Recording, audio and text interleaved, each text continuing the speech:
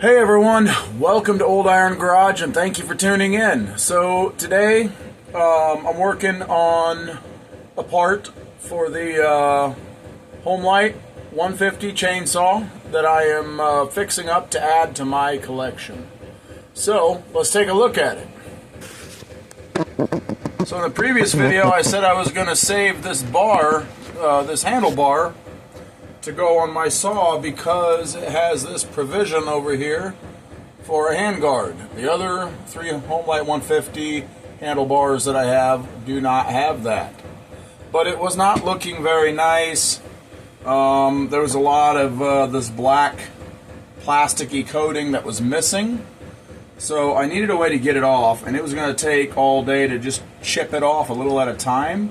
So I decided to try something. I took it out and I set it on the concrete outside.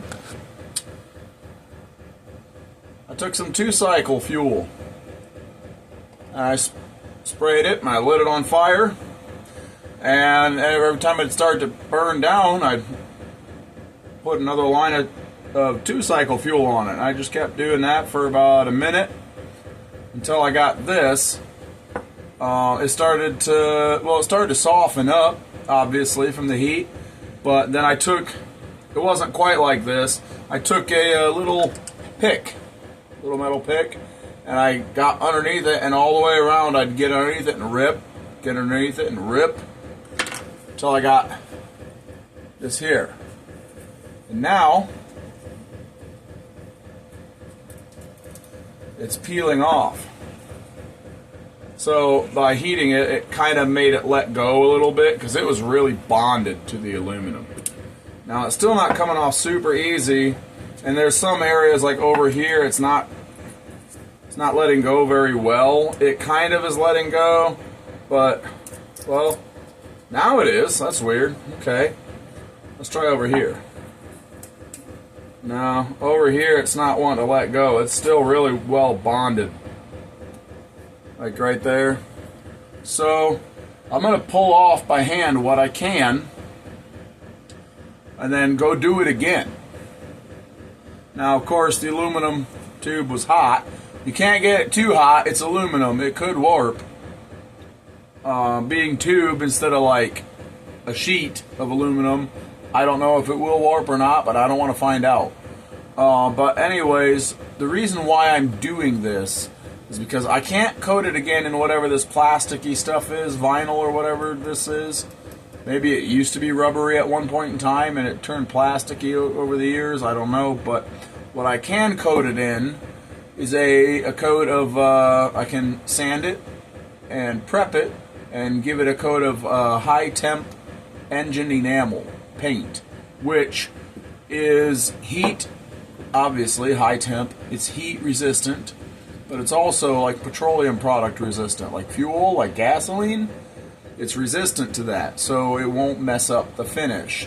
Whereas some regular spray paints, you put gasoline on it and it's not going to be as glossy as it once was. Or it might strip it. It might, you know, different paints will react differently. Different types of paints will react differently to it. But, yeah, it's usually not good.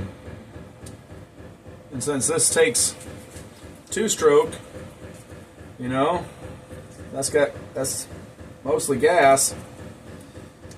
I'm trying to make sure that it can handle that if it gets some splashed on there. Look at that. Ow. It's just peeling off.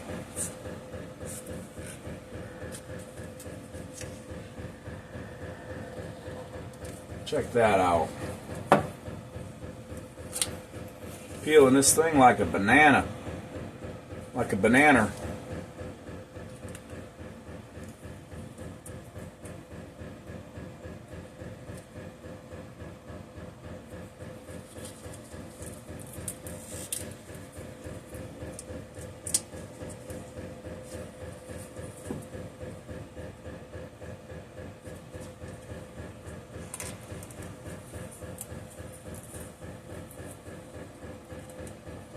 Alrighty, well, I'm going to keep whittling away at this and I'll bring you back when I've made some serious progress.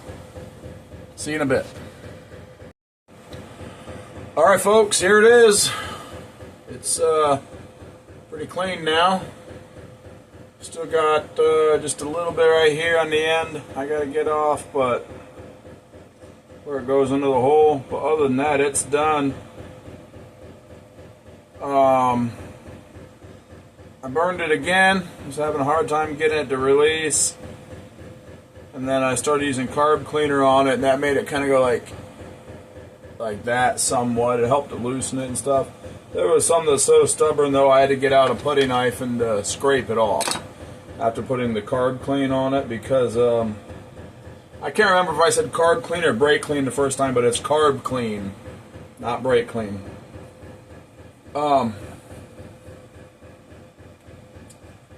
That carb cleaner like really softens that plastic. It does with a lot of plastics, and then you can get it off. Anywho's, I'm gonna bring you guys back again one more time after I get it painted, which will be here shortly. I just have to finish getting it prepped for paint, and then it'll be ready, and I'll bring you guys back and show you. No, I'll show you after it's painted.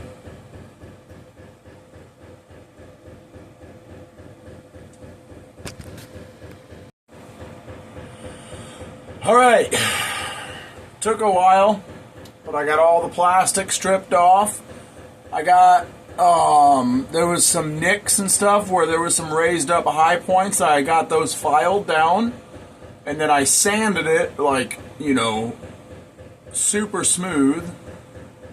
And then I went at it with a red Scotch-Brite pad, and then I cleaned it with brake cleaner and paper towel, and cleaned out the holes with Q-tips.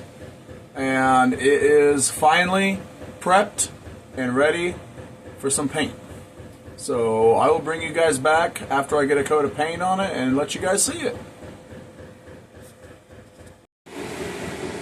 Alright guys, here it is. It's in paint now. It's very wet. And I do have a couple runs, unfortunately.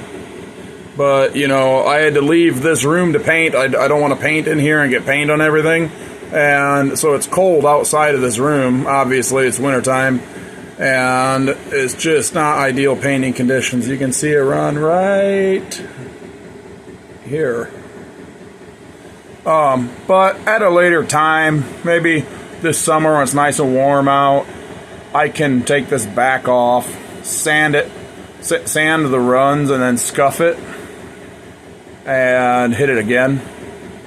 So and then maybe I can have it outside where I can actually have it hanging and I'm not trying to like hold it and paint it, you know. And yeah, it'll be a lot better then. So anyway, that's it. Alright guys, well that's it for this video. I hope you enjoyed this video, this update on the Homelite 150 that I'm fixing up to add to my collection. And yeah, if you did, give it a thumbs up.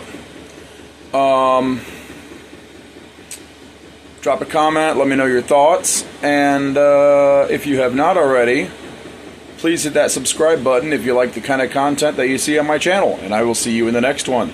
Later.